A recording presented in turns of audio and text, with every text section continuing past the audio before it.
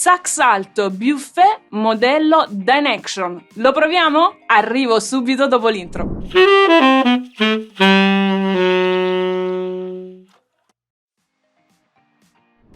Ciao, sono Emanuela e sono una sassofonista professionista. Nella vita mi occupo di formazione, insegnamento e divulgazione. Sul mio canale di YouTube ci sono centinaia di video, tutorial di sax, clarinetto, recensioni, coaching, insomma un sacco di cose. Ho fra le mie mani uno strumento molto raro della marca Buffet Crampon, che è un marchio che produce sax e clarinetti soprattutto, famosa soprattutto per la produzione di clarinetti, e questo è un modello molto raro che si chiama Dynaction.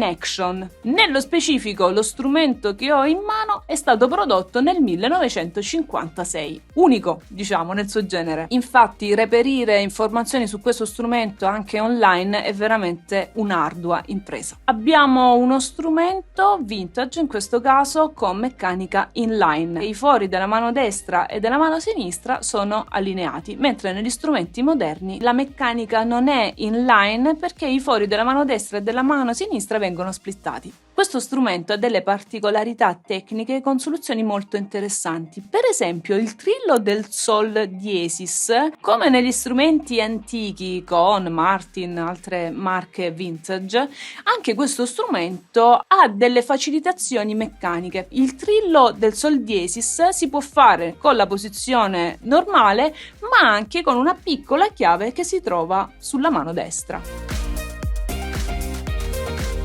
Caratteristica unica di questo strumento sono i risuonatori dei tamponi. Invece di essere attaccato direttamente al tampone, viene fissato direttamente alla tazza della chiave. Altre caratteristiche tecniche: abbiamo una meccanica rovesciata del quadrante della mano sinistra, non abbiamo la chiave del fa diesis acuto, chiavi palmari un po' piccoline e una chiave del portavoce che ricorda gli strumenti Selmer degli anni 20-30. Quali altre caratteristiche? La chiave del collo ricorda molto gli strumenti pre-Mark VI della Selmer. Corpo in ottone e una bellissima incisione della campana. Questo strumento è stato completamente rimesso a nuovo da Claudio Rigliano perché quando è arrivato era veramente in pessime condizioni. Claudio, con lavoro certosino come nel suo stile, ha ricostruito completamente gli spud. Sono la parte filettata delle tazze nella quale viene avvitato il risuonatore. Lo dicevamo prima che questa è una caratteristica unica di questo strumento, e non ha fatto solo questo, ha ricreato anche tutte le viti per fare questo lavoro qui, quindi un lavoro veramente incredibile, perché gli strumenti quando vengono revisionati è molto utile riportarli nella loro originalità, perché sarebbe troppo facile mettere i tamponi e non andare a seguire invece la storia dello strumento e rendere onore al tipo di costruzione dello strumento. Ma chi ha tempo non aspetti tempo, andiamo subito a provarlo.